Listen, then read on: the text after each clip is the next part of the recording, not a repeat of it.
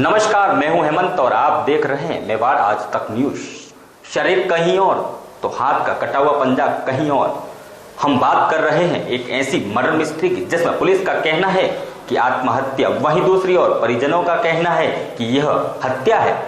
इस खौफनाक मंजर को देखने वाले की रूह तक कांप उठी होगी। इतने घने जंगल में कैसे पहुंची लाश, कैसे पहुंचा मृतक के घर के बाहर उसके कटे हुए हाथ का पंजा? कई सवाल अभी तक खड़े हुए हैं। क्या इन सवालों का जवाब मिल पाएगा? यह घटना 2 मार्च 2019 की है, जिसमें मृतक हीरालाल मीणा उसके दोस्त के साथ कहीं गया था। उसके बाद वह घर पर वापस नहीं लौटा। इस पर परिजनों ने उसकी तलाश शुरू कर दी। 11 मार्च को एक ऐसी घटना हुई मानो कि परिजनों के होश उड़ गए। जी हाँ, किसी ने हीरालाल मीणा के घर के बाहर एक कटा हुआ हाथ का पंजा फेंक दिया। इस पर परिजनों ने हत्या की आशंका जताते हुए हीरालाल की तलाश जोरों से शुरू कर दी। तलाश करते करते हीरालाल का शव पुलिस को घने जंगल में मिला। आइए रूबरू करवाते हैं इस पूरे मामले से, क्या कुछ हुआ इस मामले में। हत्या या आत्महत्या, यह सवाल अभी तक मृतक के परिजनों के जहन में जिंदा है और अभी तक मृतक हीरालाल मीणा के परिजन न्याय की गुहार लगा रहे हैं। वैसे इस पूरे मामले में सेमारी पुलिस द्वारा मामला भी दर्ज किया गया और आईपीसी की धारा 363, 302, 201 के तहत मामले का अनुसंधान भी शुरू किया गया और इसके साथ साथ मृतक के परिजनों में उसकी हत्या की शंका जताते हुए कुछ नामों को भी पुलिस के सामने रखा। परंतु मृतक के परिजनों का कहना है कि पुलिस इस मामले को कुछ अलग ही मोड़ दे रही है। चलिए आपको भी बताते हैं क्या कुछ कहना है परिजनों का। जब वो स्कूल में पढ़ने जाता था तो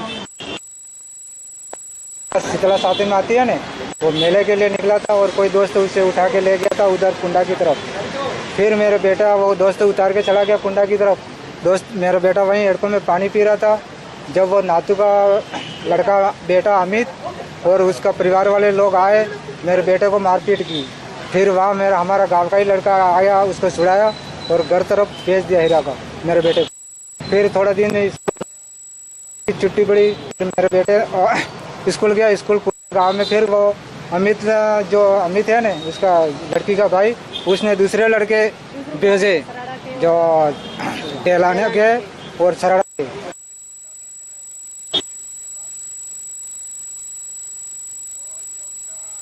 नातू की लड़की है जीजा करके, वो मेरे बेटे प्रेम में फंसाया हुआ था।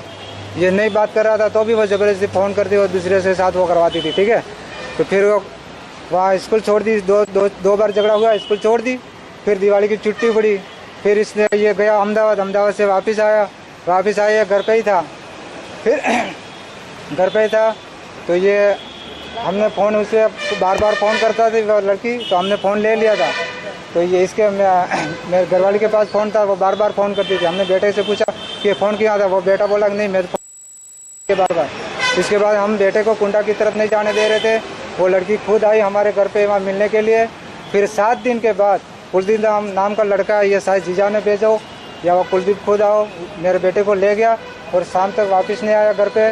शाम को फ़ोन लगाया मेरे घरवाली ने, तो हीरा का नंबर एक तो स्विच ऑफ बता रहा था, दूसरा नंबर लगाया तो कुलदीप तो इसने बोला कि तू कौन बोलता है? मैं इसका हीरा का दोस्त ही बोलता कुलदीप।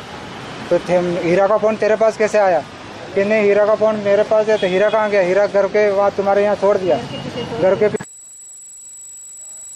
नहीं आया, शाम हो तो जाने का बोल रहा था, तेरे को पता है? तो वो कुलदीप बोला कि हीरा बोल रहा था कि मैं जीजा के पास वापस जा रहा हूँ, मेरा फ़ोन ले गया। तो इसलिए हमारे को शक है कि ना जीजा ने वापस इसको बुलाया बला फुसला के और आत्मा वहाँ होकर हत्या कर दिया और वो कर दिया सब। कि नातू और नातू का बेटा और उनके परिवार ने मेरे बेटे की हत्या की है। मेरे बेटे की उम्र 16-17 साल की उम्र है। जब परिजनों ने पुलिस द्वारा इस मामले पर सही जांच नहीं करते देखा तो परिजनों ने जिला अधीक्षक के सामने जाकर गुहार की और पुनः जांच करने की मांग करने लगे। इस पर अधिवक्ता नरेंद्र जोशी ने पूरे मामले पर जिला पुलिस अधीक्षक को जानकारी दी। चलिए आपको भी सुनवाते हैं क्या कुछ कहा नरेंद्र जोशी ने। नरेंद्र जोशी, एडवोकेट उदयपुर। मामला इस प्रकार का है कि दिनांक 2 मार्च 2019 को जो यहाँ पर मौजूद है हकरी देवी, इनका बेटा जो है, इनके बेटे को एक कुलदीप नाम करके व्यक्ति आता है जो इसको मोटरसाइकिल पर बैठा कर ले जाता है और उसके बाद उस लड़के का कोई पता नहीं चलता है और उसके 9 दिन बाद दिनांक 11 मार्च को उनके बेटे का कटा हुआ हाथ यानी कि पूरा पंजा कटा हुआ इन्हीं के घर के पास कोई फेंक कर चला जाता है। इस मैटर में जब इनको मालूम पड़ता है कि हाथ कटा हुआ फेंका है और ये हमारे ही बच्चे का है, तो इस मैटर में पुलिस थाने जाते हैं और पुलिस थाने को रिपोर्ट देते हैं, जिसमें FIR दर्ज होती है।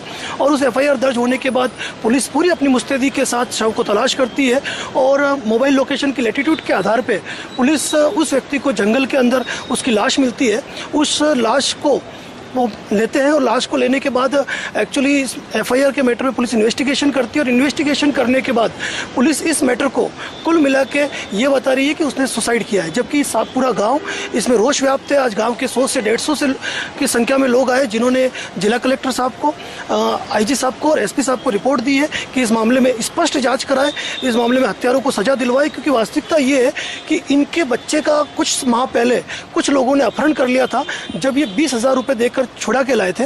क्योंकि कुछ अफेयर वगैरह मैटर था, इस मैटर में के कारण इन लोगों ने पुलिस में कोई रिपोर्ट नहीं करा सके थे, तो इनको पूरा संदेह है कि उन लोगों ने ही इस व्यक्ति की लड़के की हत्या की है।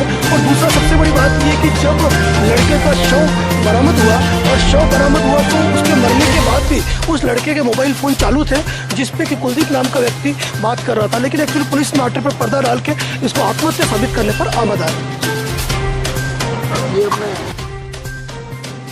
वैसे तो इस पूरे मामले में पुलिस इस घटना को आत्महत्या का रूप दे रही है, लेकिन अगर यह आत्महत्या है तो आत्महत्या करने से पहले हीरालाल ने उसका हाथ काटा या फिर आत्महत्या करने के बाद उसका हाथ कटा, यह सवाल अभी तक जिंदा है। एक बात आपको भी बता दें कि हीरालाल को पूर्व में भी बंधक बनाकर रखा था और उसके परिजन उसको बंधक बनाने वालों को मांगी गई राशि देकर हीरालाल को छुड़ा कर लाए थे।